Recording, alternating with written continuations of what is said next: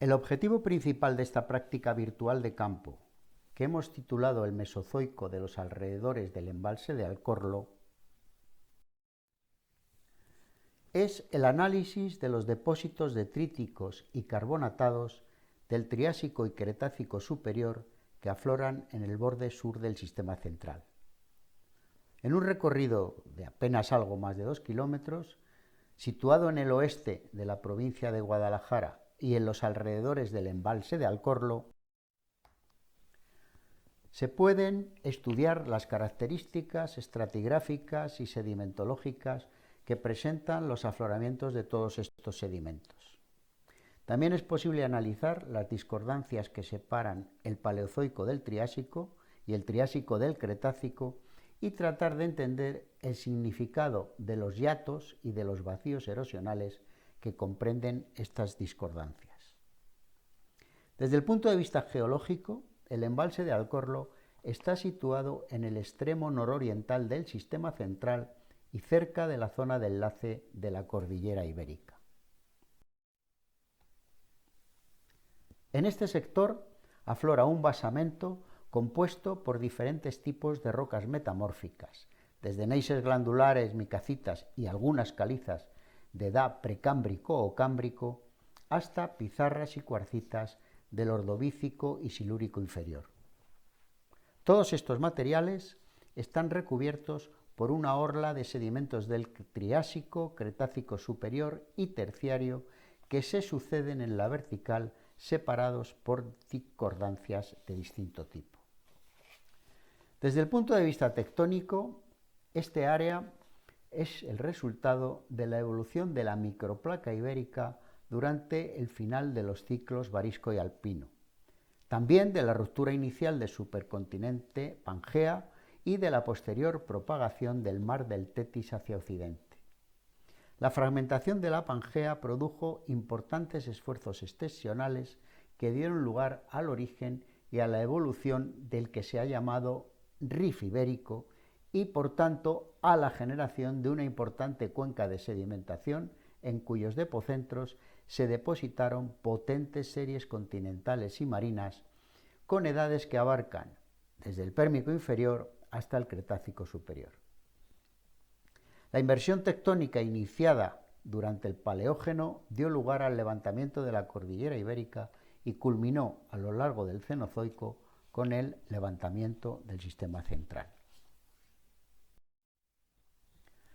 El itinerario propuesto comienza en la orilla del embalse de Alcorlo, donde se localizan las dos primeras paradas.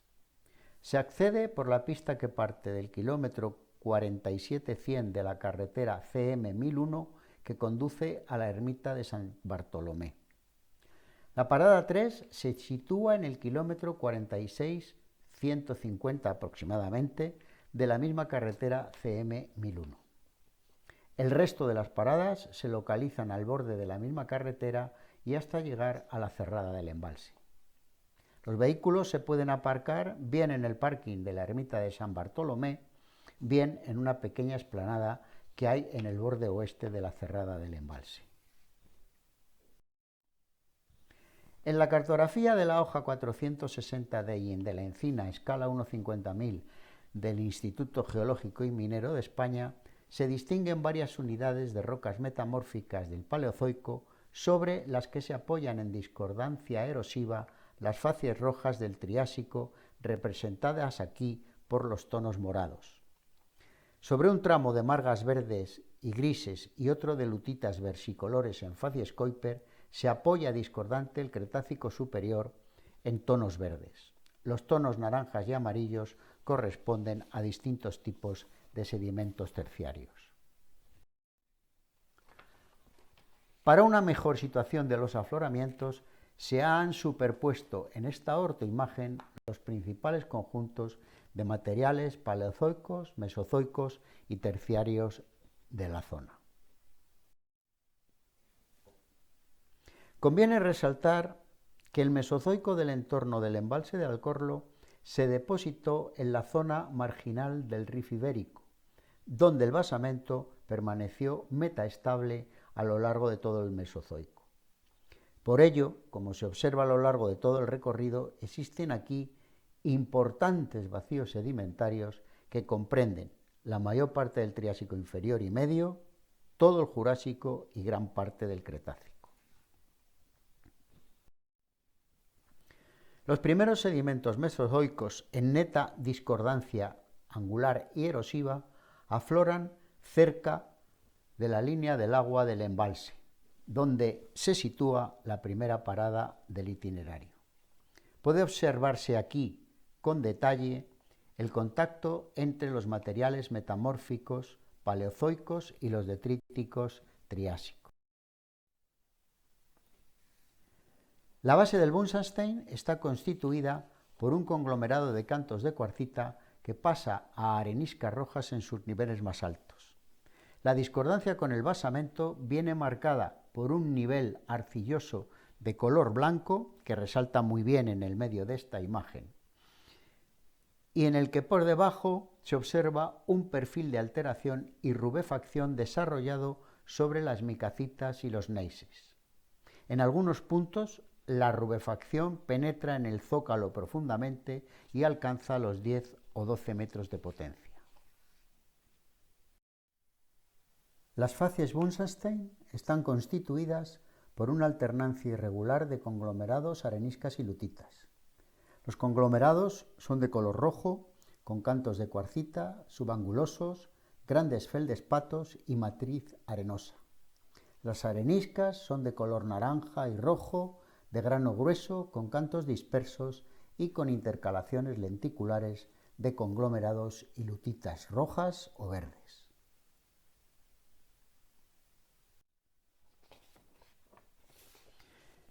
Dominan las areniscas con bases erosivas y geometrías canalizadas con superficies internas también erosivas y estratificaciones cruzadas de surco o planar de media escala, como la que se ve en el centro de esta imagen, donde se aposenta el metro que sirve de escala. Las lutitas son en general arenosas. En algunos niveles se observan edafizaciones y paleosuelos con penetración de rizoconcreciones carbonáticas. Este conjunto de facies, Buntsandstein, se interpreta como un sistema fluvial de tipo entrelazado, de carga mixta y carácter proximal. Las facies equivalentes al Muschelkalk de la cordillera ibérica no se observan en detalle en esta sección. En afloramientos cercanos están compuestas por margas verdes y grises con finas intercalaciones de dolomías que ocasionalmente contienen fauna de pequeños bivalvos. Son el único exponente del máximo avance hacia occidente del mar del Tetis. Corresponden a la segunda transgresión del Triásico medio y su afloramiento presenta muy malas condiciones de observación. Lo mismo sucede con las facies Kuiper, que están representadas por lutitas rojas, grises y verdes con algunas evaporitas.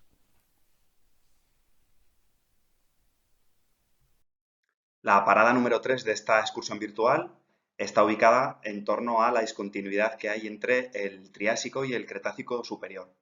Como podéis ver en la foto aérea de esta diapositiva, hemos ido recorriendo los materiales triásicos que veníamos observando en el entorno del embalse, muy cerca de la orilla, en las paradas anteriores, y vamos a atravesar esta discontinuidad un poco antes de llegar a la carretera a lo largo de la cual va a discurrir el resto de la excursión virtual.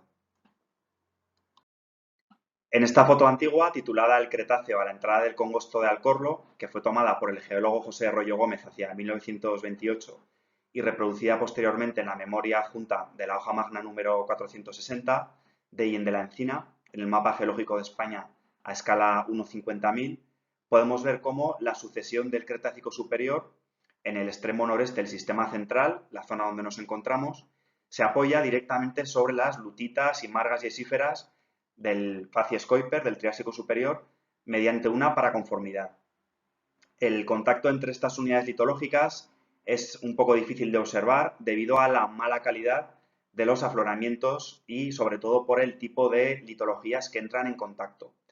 Faltan, por lo tanto, en esta región, bien por erosión o bien por no deposición, la parte superior del Triásico, toda la sedimentación del Jurásico, todo el Cretácico inferior y también la parte inferior del Cretácico superior. Los primeros datos paleontológicos parecen indicar que la sedimentación de arenisca en facies utrillas, que es lo siguiente que vamos a ver, podría haberse iniciado a lo largo del Cenomaniense. En esta foto podemos ver claramente la diferencia entre los dos materiales y el resalte que dan los materiales fundamentalmente carbonáticos que constituyen buena parte del Cretácico superior que vamos a ver a lo largo de la excursión y que aquí se aprecian en la parte superior de la fotografía. Os hago notar también la vestimenta que llevan los geólogos que aparecen en la parte derecha de esta foto antigua. Fijaros que iban al campo con sombrero, con traje, mucho más elegantes que nosotros. En la parte derecha de esta diapositiva podemos ver las unidades del Cretácico superior en la zona de Alcorlo, que es la que estamos viendo en esta excursión virtual. En esta zona, el Cretácico superior está formado por una sucesión litológica que se inicia con unas arenas de colores blancos, ocres, amarillentas, en la base que corresponden a la formación arenas de utrillas y que posteriormente pasan a calizas y margas fosilíferas, sobre las que a su vez descansa un potente tramo de dolomías que constituyen prácticamente todo el resto de la sucesión sedimentaria, aproximadamente a partir de la formación tranquera que podéis ver hacia la mitad de esta columna estratigráfica. Estos depósitos corresponden, o se corresponden mejor dicho, a la gran transgresión del Cretácico superior, que como sabéis constituye uno de los máximos eustáticos globales absolutos en la historia de la Tierra y que concretamente a lo largo del Cenomaniense superior, Turoniense inferior, invadió la totalidad del surco ibérico, dejando como resultado un potente conjunto de depósitos marinos en la región central de España, de la península ibérica. Todo el Cretácico que aflora aquí, en esta zona, constituye una megasecuencia deposicional de gran amplitud, de primer orden, que está relacionada con el ascenso eustático global del Cretácico superior al que hacíamos referencia anteriormente. Dentro de esta megasecuencia se reconocen dos grandes episodios transgresivos, regresivos y o mesosecuencias de segundo orden. Una, en primer lugar, que se produjo durante el Cenomaniense medio, Turoniense medio, y una siguiente que se produciría durante el Turoniense superior al Campaniense medio, según la terminología de Hack y colaboradores de 1988, y también 5 secuencias de tercer orden. En la parte izquierda de la diapositiva podéis ver también una figura tomada del capítulo de Ramón Mas y colaboradores del libro de Geología de España de Vera de 2004. Es este libro de Geología de España con las tapas amarillas que seguro que estáis familiarizados muchos de vosotros. En esta figura podéis ver las diferentes fases de rifting que se produjeron en el surco, en la cuenca ibérica, a lo largo del Mesozoico. Entonces, si os fijáis, nos encontramos en la fase post-rift número 2, que aparece situada en la parte superior de esta figura y que abarcaría prácticamente todo el Cretácico superior y que estaría caracterizada también por el desarrollo de un sistema de plataformas carbonatadas someras en amplias zonas de esta cuenca ibérica que ahora mismo estamos viendo como una cuenca invertida. La parada número 4 se sitúa ya en el kilómetro 48 de la carretera CM 1001, a lo largo de la cual se desarrolla el resto del trayecto que seguimos para hacer esta excursión, y en ella vamos a poder ver el inicio del Cretácico superior y más concretamente vamos a ver un afloramiento de las facies utrillas. El Cretácico comienza con un tramo detrítico terrígeno atribuido a la formación arenas de utrillas, como decíamos anteriormente. Es una formación que estamos seguros de que conocéis, de que habéis visto ya en diferentes salidas de campo de otras asignaturas, ya desde el primer curso de geología. Y bueno, como ya sabéis y como también su nombre indica, esta formación incluye arenas y areniscas poco cementadas generalmente, ocasionalmente caoliníferas. De hecho, existen algunas minas que explotan este caolín en algunas zonas, muchas de ellas ya abandonadas. Tienen colores ocres, amarillentos y blancos, tamaños de grano que oscilan entre medio y grueso y tienen también hiladas de cantos y niveles ferruginosos. Otra característica también de esta formación en esta zona sería la presencia de estratificación cruzada en surco y estratificación cruzada planar y la presencia localmente de restos de serpúlidos. Recordad que los serpúlidos son estos pequeños anélidos que dejan unas estructuras tubulares, carbonáticas, muy características y que a veces nos encontramos, para que os acordéis, pues bueno, sobre las conchas de los mejillones cuando nos comemos una paella. En función de su posición estratigráfica, se les atribuye, para esta región concretamente, una edad albiense superior, cenomaniense medio. Seguimos avanzando en nuestra excursión, llegamos hasta la parada 5, siguiendo la misma carretera, un poquito más hacia adelante. Y en esta parada vamos a observar la transición a los medios marinos, que como podéis ver en la columna estratigráfica que os hemos adjuntado a esta diapositiva, estaría representada por los materiales de la formación Santa María de las Ollas. Como podemos ver en esta foto, estos materiales descansan sobre la formación Utrillas y constituyen un conjunto calcomargoso, denominado también por Segura y colaboradores como la formación Dolomías Tableadas de Villa de Bes o su expresión equivalente, que sería la formación Santa María de las Ollas, de acuerdo con Rodríguez Castro y Rodríguez, de 2018, cuyas características, en este caso, como podéis ver, evidentemente se corresponden mejor con lo observado en este área de estudio y que, como veis, es la que hemos empleado nosotros en este caso. En esta foto podemos ver los materiales de esta formación y a techo el nivel suprayacente, lo que tenemos por encima, de calizas nodulosas que corresponderían con la formación picofrentes que veremos después. Dentro de esta formación, de la formación Santa María de las Ollas, de base a techo nos encontramos con los siguientes tramos. En primer lugar, unas dolomías arenosas de color ocre, en bancos gruesos, con abundante bioturbación y con niveles de ostreidos y fragmentos de conchas. Justo por encima tenemos un nivel de dolomías arenosas, tableadas, en niveles de espesor centimétrico y que tienen ripples de oscilación. Por encima tenemos margas calcáreas nodulosas de color ocre, también con abundante bioturbación y con fragmentos de conchas de moluscos y moldes de diversos bivalvos. Después tenemos unas dolomías arenosas, dolowaxtons, de color ocre, con niveles que contienen fragmentos de moluscos, fundamentalmente ostreidos, también placas de equinodermos y briozoos. Y por último, a techo lo que tenemos son calizas nodulosas de textura Paxton, de color blanco, cuentan con abundante bioturbación y con ostreidos junto con fragmentos de bivalvos, de pectínidos, también con placas de equinodermos, con algas dasicladáceas, briozoos, ostrácodos y también con algunos gasterópodos. Pasamos a la siguiente parada, la número 6, donde vamos a ver las plataformas abiertas representadas por los materiales de la formación margas de picofrentes. Se trata de un conjunto de calizas bioclásticas nodulares y de margas fosilíferas atribuidas al cenomaniense superior alto terminal y al turoniense inferior, de acuerdo con Barroso Barcenillas y colaboradores 2009. Tras unos 20 metros de margas grises, como podéis ver en la columna estratigráfica, existe una intercalación de calizas nodulosas, aproximadamente de unos 10 metros de espesor, que por último da paso a un nivel de margas de unos 5 metros y este a su vez a un último nivel de aproximadamente 2 metros de calizas bioclásticas nodulares. El contenido fósil de esta unidad es muy abundante. Siempre que se hace esta excursión, pues nos detenemos bastante tiempo aquí porque a los alumnos siempre les gusta mucho buscar fósiles en esta formación y corresponden en general a ostreidos, pectínidos y a otros bivalvos, además de a otro tipo de fósiles como braquiópodos, equinodermos, siempre encontramos alguno, gasterópodos, recuerdo que el año pasado también encontramos uno bastante grande y también restos de algunos cefalópodos. A la izquierda podemos ver una foto del nivel de calizas nodulosas con el que se inicia en esta zona la formación picofrentes y a la derecha, como podéis ver, podemos observar la columna general de esta salida de campo donde se representan los principales niveles de la formación picofrentes y concretamente su relación con las unidades infra y suprayacentes. En esta foto podemos ver el aspecto general del afloramiento de la formación picofrentes con el primer nivel de calizas nodulosas y los niveles de margas suprayacentes que, como veis, dan mucho menos resalte.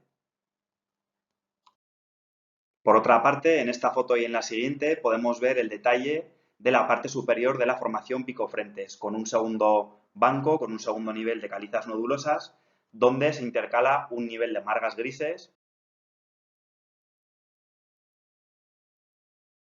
y donde se ve el contacto con la formación suprayacente, que sería la formación Ciudad Encantada.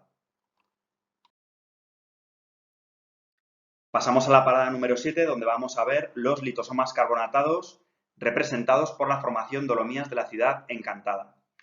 Como podéis ver en la foto aérea, estos materiales, señalados en rojo en la columna estratigráfica, generan un resalte característico en el paisaje como resultado de, el contacto o el contraste que se genera entre esta formación y, por un lado, el conjunto infrayacente, representado por las margas de Picofrentes, y el conjunto suprayacente, que serían las margas de Alcorlo, que dan mucho menos relieve. Dentro del conjunto que estamos viendo, de la formación Ciudad Encantada, vamos a ver dos litosomas de calizas o de dolomías que estarían separados en la parte central por un entrante margoso, como podéis ver en la columna estratigráfica. El contenido fósil en este caso es escaso, destacando la presencia de equinodermos y también de ignofósiles de tipo talasinoides. La posición estratigráfica relativa, en este caso, se atribuye al turoniense medio. El litosoma inferior corresponde con el miembro calcarenitas de Río Frío del Llano y está formado por unos 12 o 14 metros de calcarenitas bioclásticas, algo dolomitizadas en la base y dispuestas en niveles gruesos con estratificación cruzada. Se le asigna una edad del turoniense inferior aproximadamente. Por encima tenemos una discontinuidad sedimentaria representada por un entrante margoso al que hacíamos referencia anteriormente, que también tiene un par de bancos calcáreos y que da paso finalmente al miembro de Dolomías de Muriel, que sería el segundo gran litosoma calcáreo de esta formación y que estaría compuesto por unos 18 metros de dolomías en bancos gruesos en la mitad inferior y dolomías tableadas con laminaciones algales en la parte superior. En esta foto podemos ver el aspecto que tiene en campo el miembro calcarenitas de Río Frío del Llano, que constituye la parte inferior de la formación Ciudad Encantada. En este caso podemos ver dos composiciones de imágenes que corresponderían, en primer lugar, en la parte superior, en la A, al miembro calcarenitas de Río Frío del Llano, y en la B, en segundo lugar y en la parte inferior, al miembro Dolomías de Muriel. Por último, para terminar esta parada, podemos ver el detalle del miembro Dolomías de Muriel, que constituye la parte superior de la formación Ciudad Encantada.